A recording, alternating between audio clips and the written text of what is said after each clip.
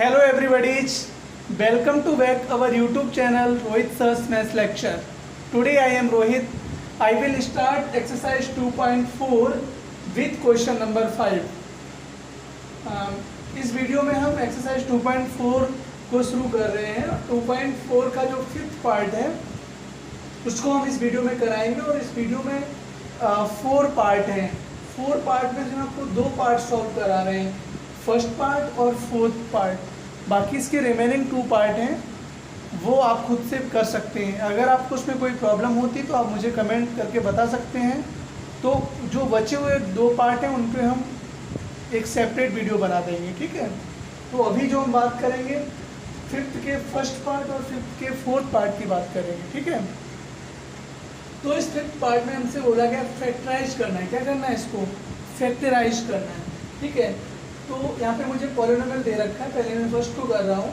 First में जो polynomial दे रखा है वो क्या दे रखा है? x³ minus 2x² minus x plus 2। इसको फैक्टराइज करना है तो बहुत आसान तरीका है। एक तो बहुत लॉन्ग मेथड है कि हम इसको हिट एंड ट्रायल मेथड से करें। तो जो हिट एंड ट्रायल मेथड है वो थोड़ा लॉन्ग मेथड है, लेकिन हम आपको सबसे आसान तरीके से बता रहे हैं। देखो सिंपल है। देखो हम पहले इन 2 टर्म के अंदर देखेंगे। इसमें ये देखो कॉमन क्या है। अगर आप ध्यान से देखोगे तो x² इन दोनों में कॉमन है, क्योंकि यहाँ x³ है, यहाँ x² है। तो इन दोनों में जो कॉमन आएगा वो क्या आ जाएगा? x² कॉमन आ जाएगा। तो मैंने यहाँ पे x² को कॉमन ले लिया। जैसे मैंने x² को कॉमन लिया तो यहाँ क्या बचा? x बचेगा और यहाँ आपका 2 बचेगा। समझ पा रहे हो सकता है किसी को कॉमन लेने में प्रॉब्लम हो रही हो, तो मैं आपको बता देता हूँ कॉमन कैसे लेते हैं। वैसे मैं इससे पहले इसी 2.4 का क्वेश्चन नंबर 4 करा चुके हैं, तो उसमें मैंने आपको बताया है कि कॉमन कैसे लेते हैं। कॉमन लेने का मतलब होता है कि जिस चीज़ को हम कॉमन ले रहे हैं, जहाँ से हम कॉमन ले रहे हैं उसमें हम उससे क्या करते हैं? डिवाइड करते हैं। फॉर एग्जाम्पल यहाँ पे हम x² को कॉमन ले रहे हैं। x² को कॉमन कहाँ से ले रहे हैं? यहाँ से ले रहे हैं और यहाँ से ले रहे हैं। इसका मतलब है कि यहाँ पे भी हमें x² से डिवाइड करना पड़ेगा और यहाँ पे भी हमें x² से डिवाइड करना पड़ेगा। मेरी बात को समझ पा रहे हैं? देखो x² मैंने कॉमन लिया, इसका मतलब है कि x² का हम यहाँ पे भी डिवाइड करेंगे, x² का हम यहाँ पर भी डिवाइड करेंगे। इस x² से इसकी जो 3 पावर है तो 2 पावर क्या हो जाएगी? इसकी वजह से सब्ट्रैक्ट हो जाएगी। तो यहाँ क्या बचेगा? x बचेगा। समझ पा रहे हो? जब इसको आप डिवाइड करोगे तो जब इसको कैंसिल करोगे तो एक x बचेगा यहाँ पे, ठीक है। In the same way x² से x² क्या हो जाएगा? कैंसिल हो जाएगा। क्या बचेगा? 2 बचेगा। तो वही मैंने लिखा कि x² को कॉमन लिया था, क्या बन गया? x माइनस 2 बन गया। अब हम इन दोनों की बात कर लेते हैं, इस टर्म की और इस टर्म की, ठीक है। अब क्योंकि जो यहाँ बना है x माइनस 2 बना है, अब यहाँ पे मुझे कुछ कॉमन लेके x माइनस 2 बनाना है। समझ पा रहे हो? यहाँ कुछ कॉमन लेके क्या बनाना है? x माइनस 2 बनाना है, ठीक है। तो हम यहाँ पे -1 को कॉमन ले लेते हैं, ठीक है। मैंने जब -1 को कॉमन लिया तो ये माइनस आए। देखो -1 कॉमन लिया, इसका मतलब है यहाँ पे हम -1 से क्या करेंगे? डिवाइड करेंगे। यहाँ -x है, अगर आप -1 कॉमन ले रहे हो, -1 कॉमन लेने का मतलब है -1 से हम क्या कर रहे हैं? डिवाइड कर रहे हैं। तो माइनस माइनस ये क्या हो जाएगा? प्लस हो जाएगा। तो मेरे पास जब कॉमन लिया तो क्या बचा? x बचा। समझ पा रहे हैं? तो जब माइनस माइनस प्लस हो गया तो क्या आ गया? x आ गया। Clear? In the same way यहाँ जो आपको 2 दिख रहा है, यहाँ पे भी हमें -1 कॉमन लेना है। ये प्लस का 2 है, लेकिन जब आप डिवाइड करोगे माइनस से तो ये क्या बन जाएगा? -2 बन जाएगा। यहाँ तक कोई प्रॉब्लम? अब हम इसको इरेज कर देते हैं, अब हमें इसकी ज़रूरत नहीं है।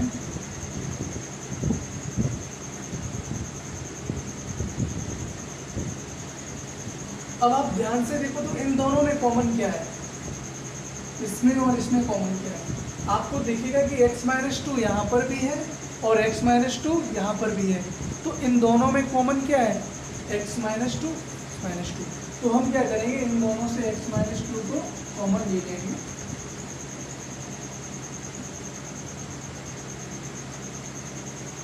अब देखो जब x माइनस टू कॉमन ले लिया, समझ पा रहे हो, तो यहाँ क्या बचा, एक्स स्क्वायर, ठीक है। अब यहाँ से भी x माइनस टू कॉमन ले लिया तो यहाँ क्या बचा, -1 बचा। कोई प्रॉब्लम यहाँ तक? मुझे उम्मीद है आप समझ पा रहे होंगे, ठीक है।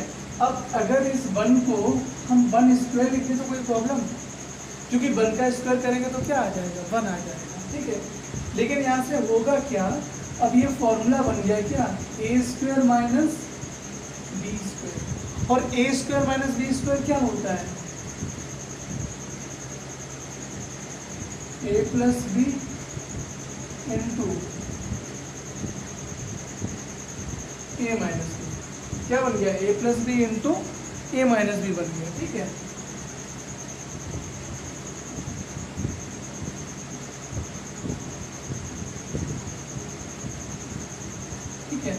अब ये A square minus B square क्या होता है, ए प्लस बी इंटू ए माइनस बी,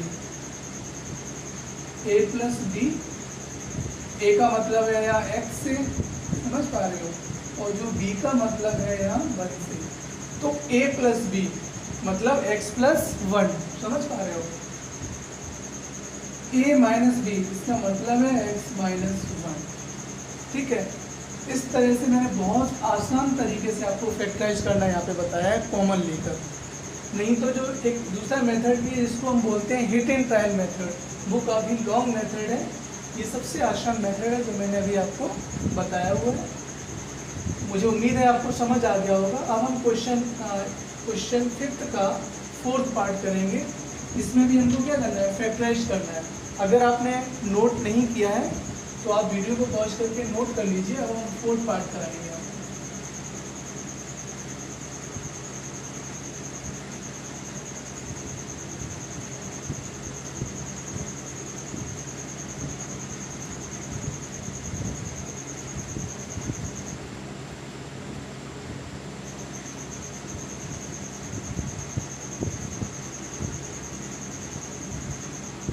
फोर्थ पार्ट हम करा रहे हैं, ठीक है। फोर्थ पार्ट में क्या दे रखा है, जो पॉलिनोमियल दे रखा है वो y के टर्म में दे रखा है, p of y equal to 2y³ plus y square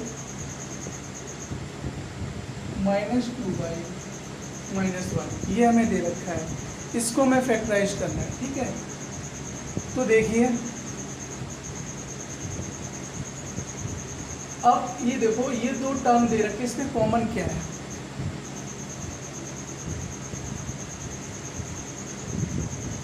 ये जो दो टर्म इनमें कॉमन क्या है, ये तो सिंपल दिख रहा है, यहाँ y है यहाँ y है, यहाँ y³ है यहाँ y स्क्वायर है, तो इन दोनों में से y स्क्वायर क्या आ जाएगा, कॉमन आ जाएगा।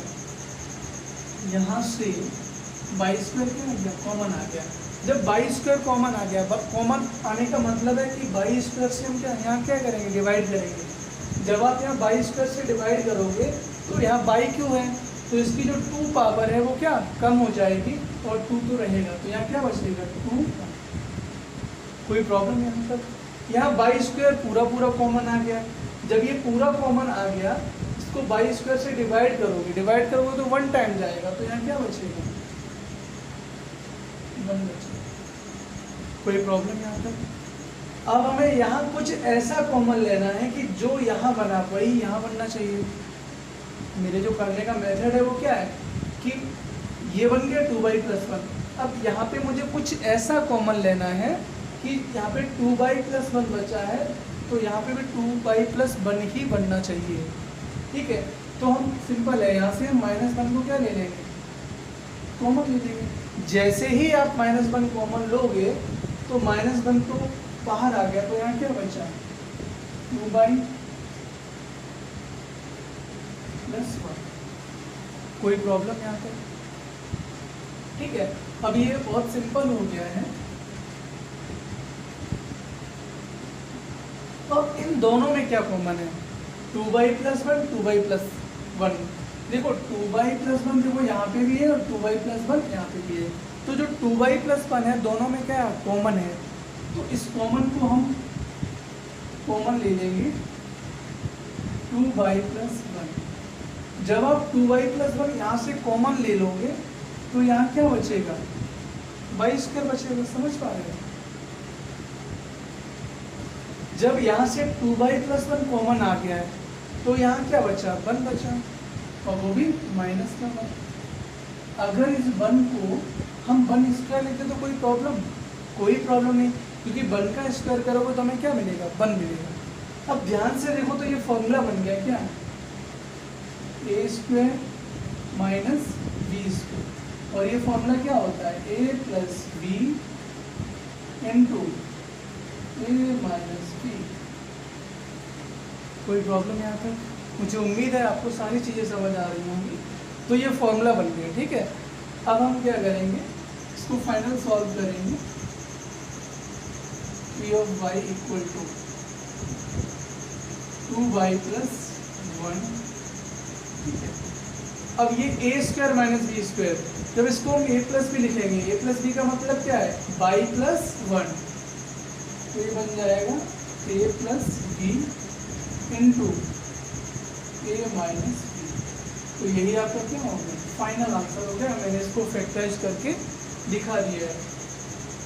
तो मुझे उम्मीद है आपको सारी चीज़ें क्लियरली समझ आई होंगी। बस इसमें मैंने कुछ नहीं, जो कॉमन दिखा वो कॉमन ले लिया, फिर एक पॉलिनोमियल बन गया तो उसमें से जो कॉमन है वो कॉमन ले लिया, फिर यहाँ पे एक फॉर्मूला बन गया ए स्क्वायर माइनस बी स्क्वायर। तो ए स्क्वायर माइनस बी स्क्वायर क्या होता है, ए प्लस बी इंटू ए माइनस बी। फिर फाइनल मैंने इसको सॉल्व कर दिया और ये फैक्टराइज हो भी गया है।